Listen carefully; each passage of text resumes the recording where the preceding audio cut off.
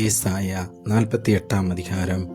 இஸ்ரவேல் என்னும் பெயர் பெற்று யூதாவின் நீருற்றிலிருந்து சுரந்தவர்களும் கர்த்தருடைய நாமத்தின் மேல் ஆணையிட்டு உண்மையும் நீதியும் இல்லாமல் இஸ்ரவேலின் தேவனை அறிக்கையிடுகிறவர்களுமான யாக்கோபின் வம்சத்தாரே கேளுங்கள்.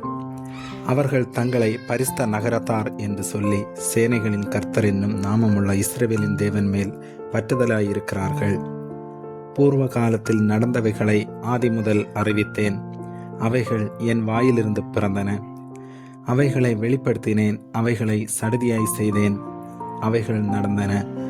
நீ கடினமுள்ளவன் என்றும் உன் பிடரி நரம்பு இரும்பென்றும் உன் நெற்றி வெண்கலம் என்றும் அறிந்திருக்கிறேன்.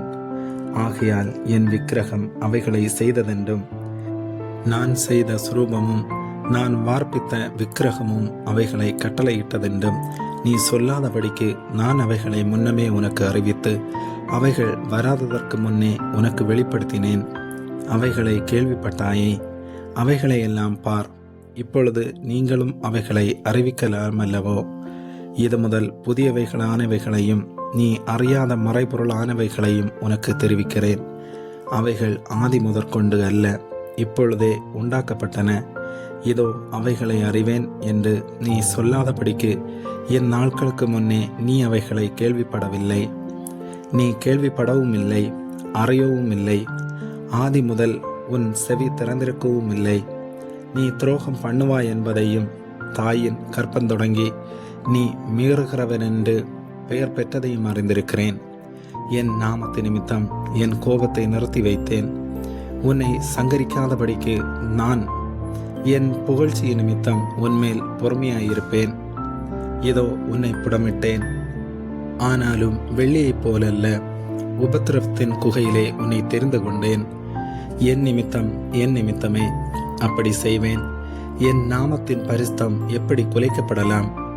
என் மகிமையை நான் வேறொருவருக்கும் கொடேன். யாக்கோவே, நான் அழைத்திருக்கிற இஸ்ரவேலே, எனக்கு செவிகொடு. நான் அவரே, நான் முந்தினவரும் நான் பிந்தினவருமாமே. என் கரமே பூமியை அஸ்திபாரப்படுத்தி என் வலது கை வானங்களை அளவிட்டது. நான் அவைகளுக்கு கட்டளையிட அவைகள் அனைத்தும் நிற்கும். நீங்கள் எல்லோரும் கூடி வந்து கேளுங்கள். கர்த்தருக்கு பிரியமானவன் அவருக்கு சித்தமானதை பாபிலோனில் செய்வான்.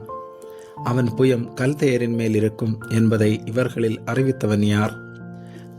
நானே அதை சொன்னேன். நான் அவனை அழைத்தேன். நான் அவனை வரப்பண்ணினேன்.